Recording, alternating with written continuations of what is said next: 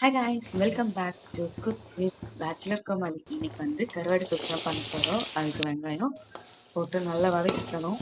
அதுக்கப்புறம் கொஞ்சமாக லைட்டாக உப்பு போட்டு வச்சுக்கோங்க.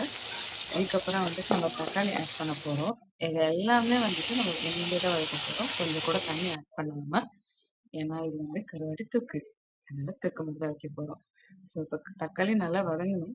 வதங்கினதுக்கப்புறம் கொத்தமல்லி, மஞ்சத்தூள், அதுக்கப்புறம் கொஞ்சம் மிளகாத்தூள் உங்கள் காரத்துக்கு ஏற்ற மாதிரி கொஞ்சம் அதிகமாகவே போட்டுக்கோங்க. எனக்கு கடைசியில் இன்னொரு விஷயம் போட போகிறோம், அதனால கொஞ்சம் காரம் தேவைப்படும்.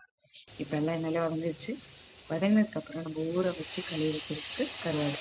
நான் பொரி கருவாடு இன்னைக்கு எடுத்துக்கேன். உங்களுக்கு என்ன கருவாடு வேணுமோ அந்த கருவாடு எடுத்துக்கலாம். கருவாடு நல்லா வதங்கினதுக்கப்புறம் கொஞ்சமாக புளித்தண்ணி, எலுமிச்சை சைஸ் புளி எடுத்து கரைச்சி வச்சுருக்கோம். இந்த புளித்தண்ணி ஊற்றிடுவோம். புளித்தண்ணி மட்டும் ஊற்றுவோம், ஒரு 5 தண்ணி ஊற்றலை, ஏன்னா தொக்கு கன்சிஸ்டன்ட் வேணுன்றனால. இதுக்கப்புறம் நல்லா எண்ணெய் பிரிஞ்சு வர்ற அளவுக்கு நல்லா கொதிக்க வச்சுட்டு, இப்போதான் ஒரு ஸ்பெஷல் ஐட்டம் மாங்காய். யாருக்கெல்லாம் கருவாடு தொக்குல மாங்காய் பிடிக்கும் இல்லை கமெண்ட் பண்ணிட்டு இதோட மாங்காய் போட்டுட்டு நல்லா கொஞ்ச நேரம் சிம்லி அடுப்பில் வச்சிடணும்.